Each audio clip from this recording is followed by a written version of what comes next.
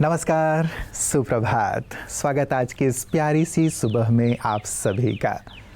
मित्रों, कहते हैं कि डर से यदि डरोगे तो कुछ बड़ा कैसे करोगे। हमारे मन में कई प्रकार के भय होते हैं। कुछ नया करने का डर कि करेंगे असफल ना हो जाएं, कहीं स्टेज पे परफॉर्मेंस देनी है उस बात का डर कि कैसा होगा, अच्छा होगा या नहीं होगा। कोई नई शुरुआत कर रहे हैं, वहाँ पे भी भय, अपनों को खोने का भय, कुछ अहित अनिष्ट हो जाने का भय। कई प्रकार के भय व्यक्ति के मन में होते हैं। लेकिन ये सत्य है कि जब तक भय को जीतेंगे नहीं, तब तक सफल नहीं होंगे, तब तक विजयी नहीं होंगे। इसीलिए किसी ने कहा है, डर के आगे ही जीत है।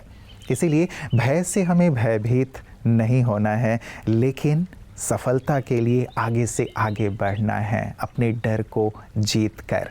इस भय से अपने कार्य को नहीं छोड़ देना है कि मैं विजयी होऊंगा या नहीं होऊंगा।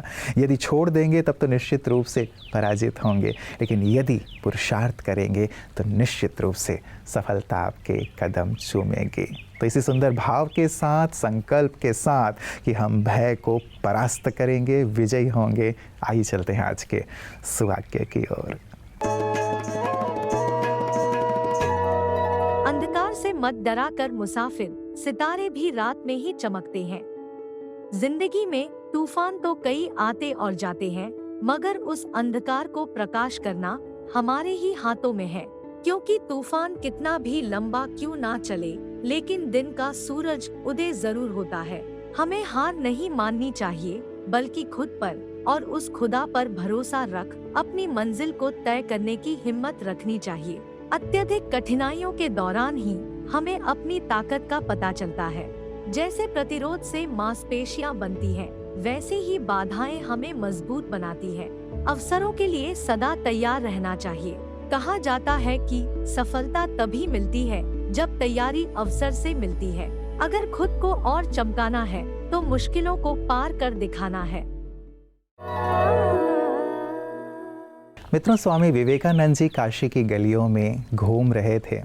उनकी जेब में कुछ पुस्तकें रखी थीं, संभवतः तो जेब खुला हुआ था।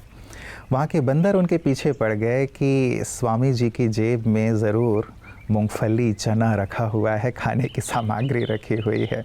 उनके पीछे पड़ गए। अब जैसे पीछे पीछे बंदर आने लगे, स्वामी जी तेज़ गति से आगे चलने लगे।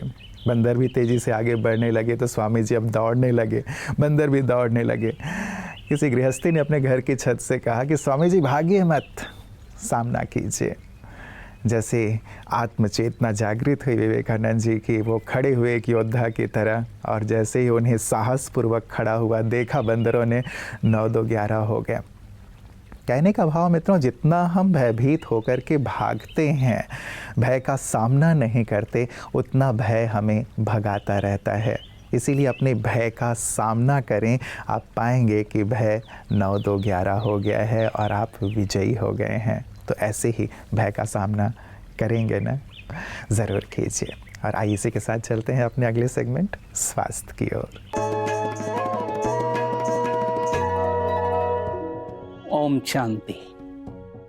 आज के एपिसोड में हम देखेंगे शरीर का वो हिस्सा जिसको हम कहते हैं फेस, चेहरा।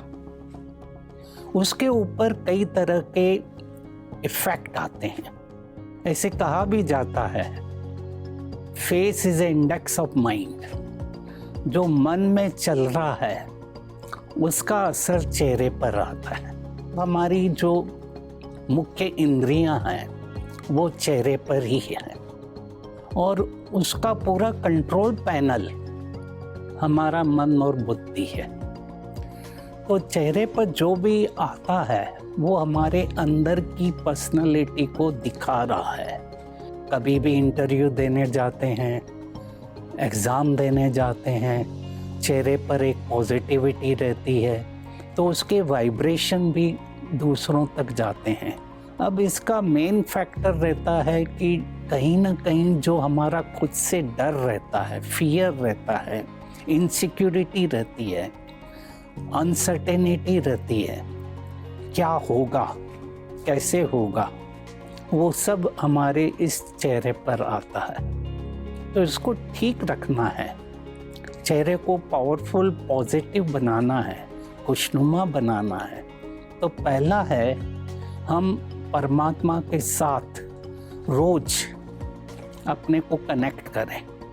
राजयोगा मेडिटेशन एक ऐसा टूल है जिससे हम अपने को कनेक्ट करके परमात्मा जो एक शक्तियों का सागर है उससे शक्तियाँ लेकर हम हर कर्मों को करें। अंतर्मुखता की प्रैक्टिस करें। अंतर्मुखता का अर्थ है कि कभी कभी साइलेंस में रहकर इन इंद्रियों का उपयोग कम करें, और जितना इंद्रियों का उपयोग कम करेंगे तो हमारे में एक शक्ति आएगी और उसको हम अपने लाइफ में यूज़ कर सकते हैं। और तीसरा है हम अपने को सेफ फील करें, क्योंकि ये देखा गया कि जब हमारे में वो फीलिंग आती है कि हम अनसेफ हैं तो वो भी चेहरे पर आती है। तो इसमें भी मेडिटेशन का रोल इम्पोर्टेंट है। कहीं भी जाएं, 1 मिनट पहले उस परमात्मा को याद करके जाते हैं तो वो फीलिंग हमारी ठीक हो जाती है।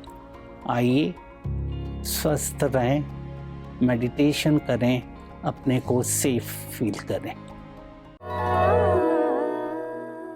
मित्रों, कहते हैं कि यदि डरना ही है तो बुरी आदतों से डरो, पुराने स्वभाव संस्कार से डरो, बुरे चरित्र से डरो या पाप कर्म से डरो, क्योंकि यदि इनसे नहीं डरेंगे और इनमें लिप्त रहेंगे तो जीवन रसातल की ओर चला जाएगा।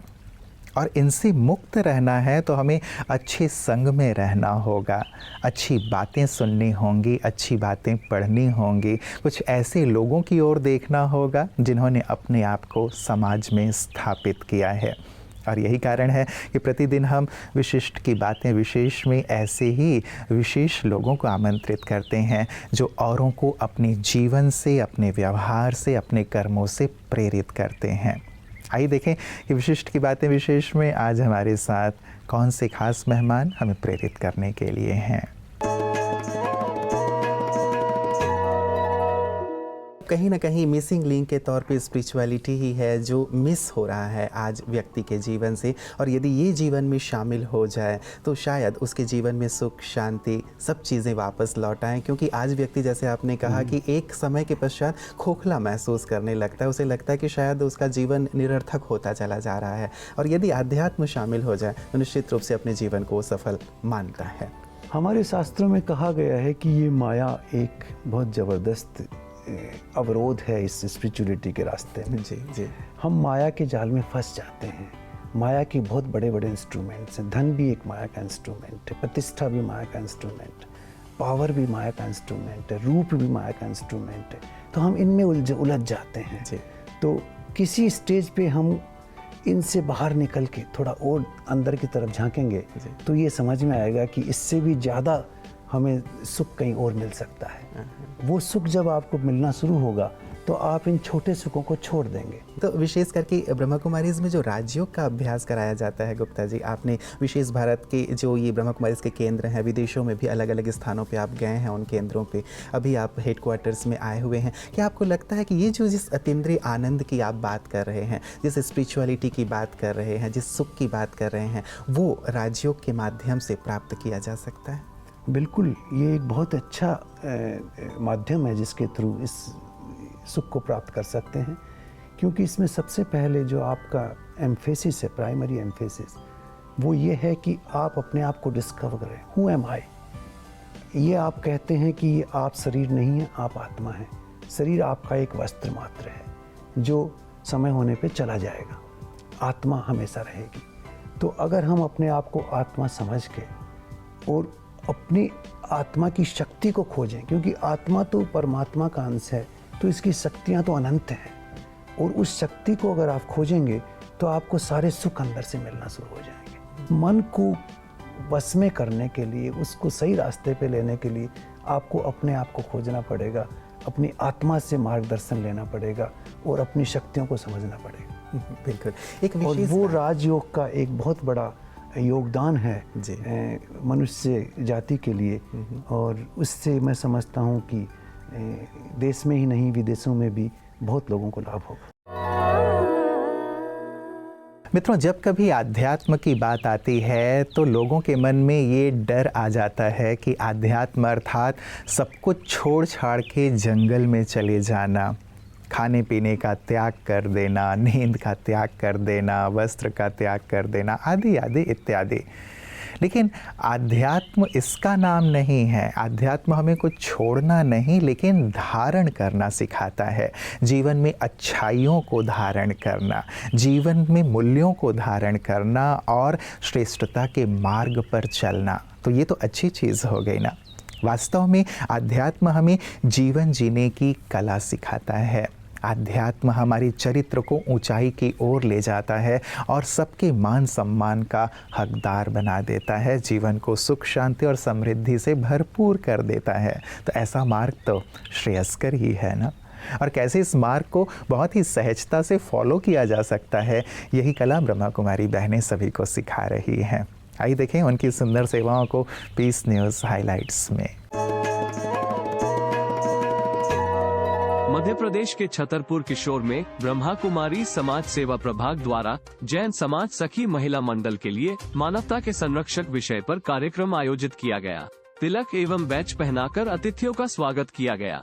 कार्यक्रम में जैन समाज सखी महिला मंडल अध्यक्ष ममता जैन, महिला मंडल सचिव रेशमा जैन, कोषाध्यक्ष राखी जैन सहित महिला मंडल की सभी मातृशक्तियाँ मुख्य रूप से उपस्थित रहीं।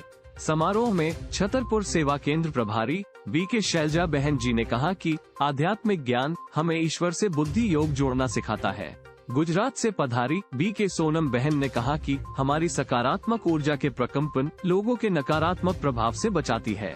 सखी महिला मंडल की कोषाध्यक्ष राखी जैन ने कहा कि इस प्रकार के कार्यक्रम और ज्ञान की जरूरत हमें प्रतिदिन होती है और इसके लिए हमें समय अवश्य निकालना चाहिए।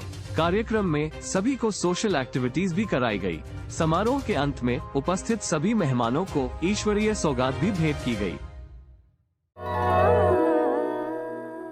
मित्रों, कहते हैं कि यदि डर कर जियोगे तो जीना मुश्किल हो जाएगा और यदि डट कर जियोगे तो जीवन सरल हो जाएगा, सहज हो जाएगा। अब हमें निर्णय लेना है कि हमें डर कर जीना है या डट कर जीना है। वास्तव में डर कर जिएंगे यदि तो जीवन का आनंद नहीं ले पाएंगे। तो कहते हैं ना, सोल्जर्स को भी ये सिखाया जाता है कि देखो हज़ारों गोलियां चलती रहेंगी लेकिन केवल एक ही गोली में तुम्हारा नाम है। जब तक वो गोली तुम्हें नहीं लगेगी तब तक तुम्हारी मृत्यु हो नहीं सकती। इसीलिए तुम निर्भय होकर के लड़ो। व्यक्ति कई बार मृत्यु से पहले डर के कारण हज़ारों बार मरता है। हम हज़ारों बार ना मरें, निर्भय होकर एक विजेता की तरह अपनी ज़िंदगी को जिएं, आनंद लें इस जीवन का। तो भय से मुक्त होने का, निर्भय होकर जीवन का आनंद लेने का सुंदर संकल्प लें। हमारी भी आप सभी के लिए शुभ भावना, शुभकामना है कि आप अपने जीवन में निरंतर सफलता की ओर बढ़ें, निर्भयतापूर्वक निश्चिंत जीवन का आनंद लें। नमस्कार। ओम शांति।